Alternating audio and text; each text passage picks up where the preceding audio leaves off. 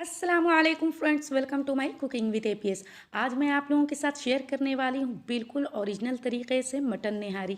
सर्दियों में निहारी खाना सभी लोग पसंद करते हैं और इसे बनाते भी हैं, मगर इसे बनाने का जो तरीका है वो असल में तरीका क्या है और इसे किस तरीके से बनाया जाता है वो बेसिक तरीका आज मैं इस वीडियो में बताने वाली हूँ और इसके साथ साथ निहारी मसाला भी बताने वाली हूँ। तो चलिए शुरू करते हैं।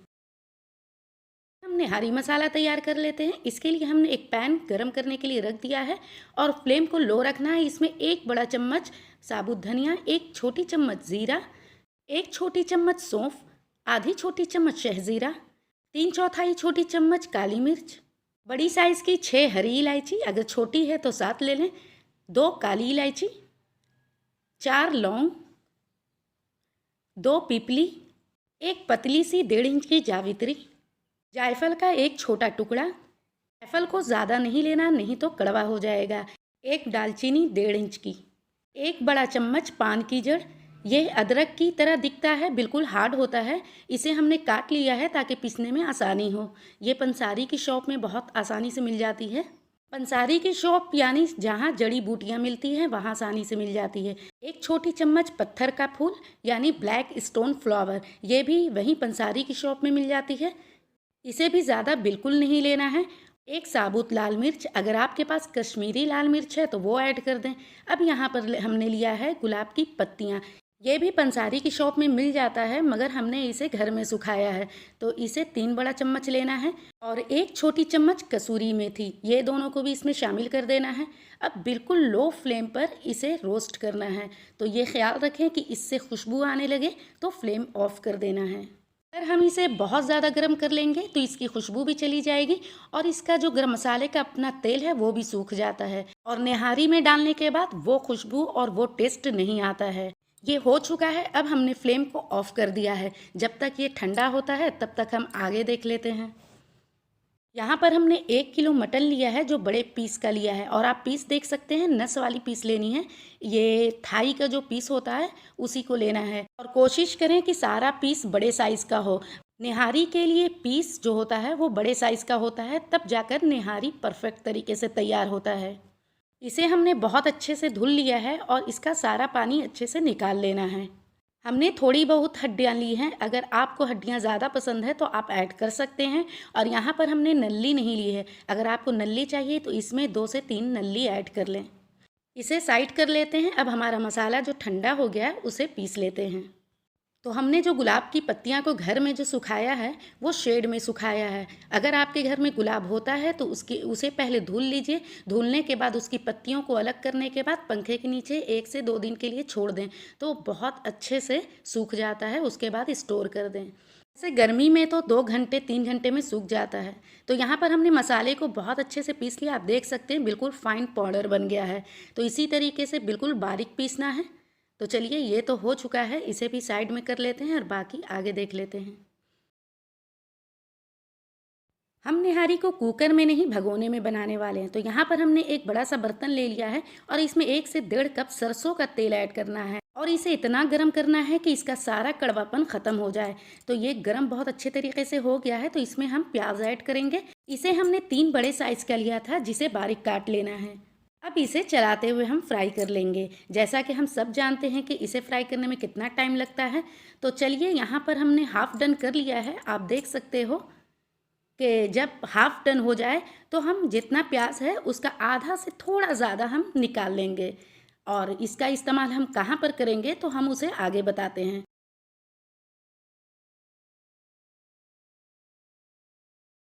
आधा से थोड़ा सा ज़्यादा हमने निकाल लिया है, बाकी हमने इसी में रहने दिया है। तो इसे साइड कर लेते हैं और इसे फोल्डन करते हैं, यानी गोल्डन कलर का फ्राई कर लेते हैं। तो कलर गोल्डन हो चुका है, आप देख सकते हैं, क्योंकि हमें क्रिस्पी प्याज चाहिए। तो अब इस पॉइंट पर आपको प्याज को निकाल लेना है और फ्लेम को बिल्कुल लो कर लेना है, नहीं तो प्याज में कलर ज़्यादा आ जाएगा। इससे प्याज में कड़वापन आ जाता है।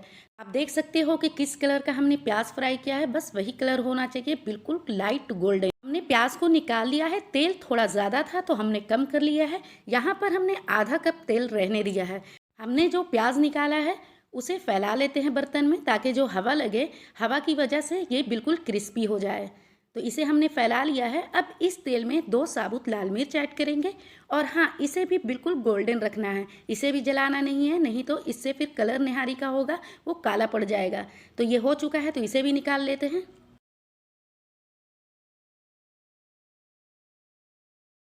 इसी तेल में कुछ खड़े गरम मसाले ऐड कर लेते हैं, जैसे 2 तेज़पत्ते, 1 दालचीनी, 2 हरी इलायची, 1 स्टार एनिस, 1 काली इलायची, 2 लौंग और 9 से 10 काली मिर्चें। सभी को डालने के बाद कुछ सेकंड के लिए चला लेना है। तो ये चटकने लगा है, तो अब हम इसमें प्याज ऐड करेंगे। तो जो हमने हाफ फ्राई करके प्याज को निकाला था, उस प्याज को इस पॉइंट पर ऐड कर देना है। अब इसे कुछ सेकंड के लिए चला लेंगे, फ्राई नहीं करना है, बस अच्छे से चला लेना है। अब हम इसमें मीट ऐड कर देंगे। इसे डालने के बाद बहुत अच्छे तरीके से फ्राई करना है प्याज के साथ, जब तक प्याज बिल्कुल गल ना जाए और मीट पर कलर ना आ जाए। आप देख सकते हो कि इसका कलर चेंज हो चुका है। हाई फ्लेम पर मैं इसे फ्राई कर रही हूँ और काफ़ी टाइम हो गया है, तो इसी तरीके से आपको फ्राई करना है। देखिए, प्याज बिल्कुल मिक्स हो चुका है मीट में। अब हम इसमें अदरक लहसुन का पेस्ट ऐड करेंगे। तो 2 बड़ा चम्मच भरकर अदरक लहसुन का पेस्ट ऐड किया है। अब इसे भी चलाते हुए भून लेंगे जब तक इसका कच्चापन ख़त्म ना हो जाए। तो हमने इसे बहुत अच्छे से भून लिया है और इससे बहुत अच्छी खुशबू भी आने लगी है। तो अब इसमें कुछ सूखे मसाले जाएंगे। तो सबसे पहले 1 बड़ा चम्मच धनिया पाउडर डालना है, 1 छोटी चम्मच लाल मिर्च पाउडर।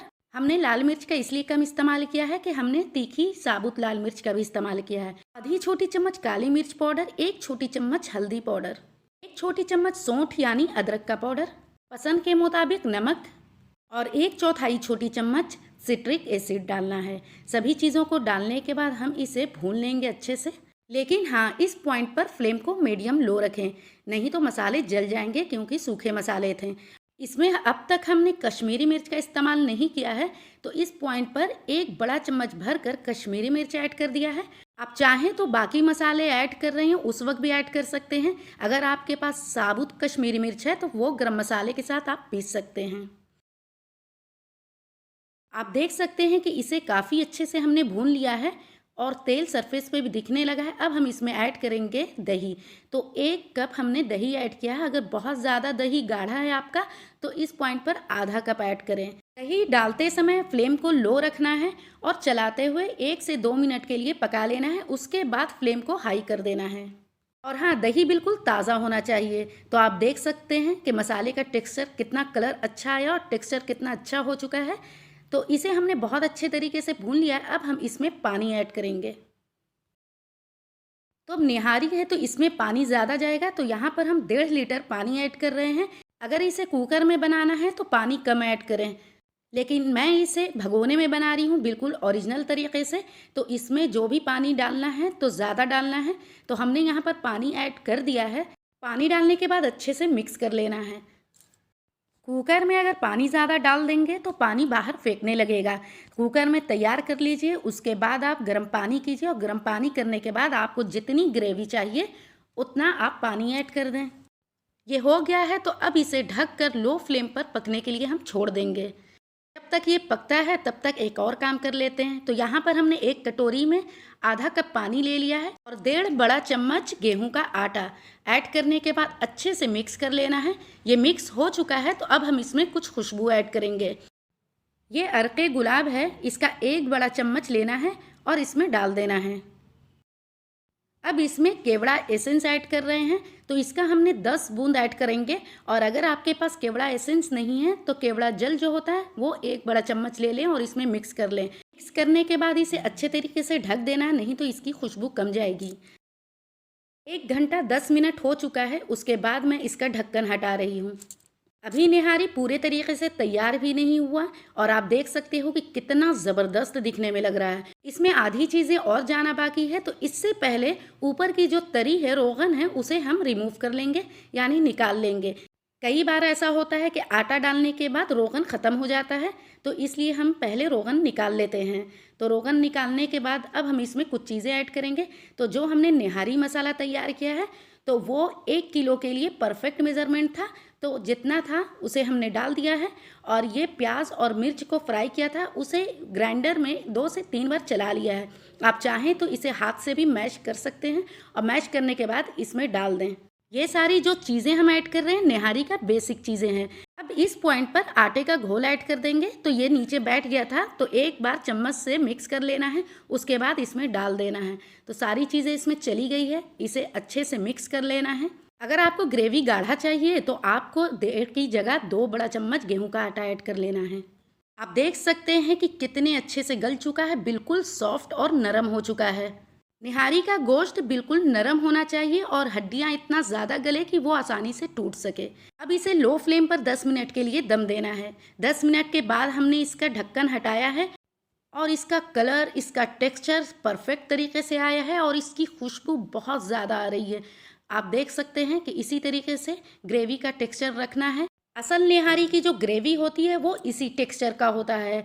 अगर आपको और पतली चाहिए तो इस पॉइंट पर गर्म पानी ऐड कर लें। और हाँ, इस पॉइंट पर आप नमक भी टेस्ट कर सकते हैं। मेरा तो परफेक्ट नमक था, अगर आपको कम लगे तो इस पॉइंट पर ऐड कर सकते हैं। तो इसे हमने स्टेप बाय स्टेप और हर छोटी से छोटी बातें बताने की कोशिश की है। आप लोग इसे एक बार ज़रूर ट्राई कीजिए, इतना ज़्यादा पसंद आएगा कि सारे तरीके आप लोग निहारी बनाने के भूल जाएंगे। खाने से पहले इसके ऊपर अदरक, नींबू, हरी धनिया, हरी मिर्च ऐड करें और इसे तंदूरी रोटी के साथ खाएं तो बहुत ज़्यादा मज़ा आएगा। पसंद आए तो फीडबैक हमें ज़रूर दीजिए। अगर हमारी वीडियो थोड़ी भी अच्छी लगे तो लाइक शेयर कीजिए। अगर चैनल पर नए हैं तो प्लीज़ सब्सक्राइब ज़रूर कीजिए। ओरिजिनल मटन निहारी बनकर रेडी हो चुका है। Thanks for watching. फिर मिलेंगे एक नई वीडियो के साथ। अभी के लिए लेती हूँ इजाज़त। अल्लाह हाफिज़।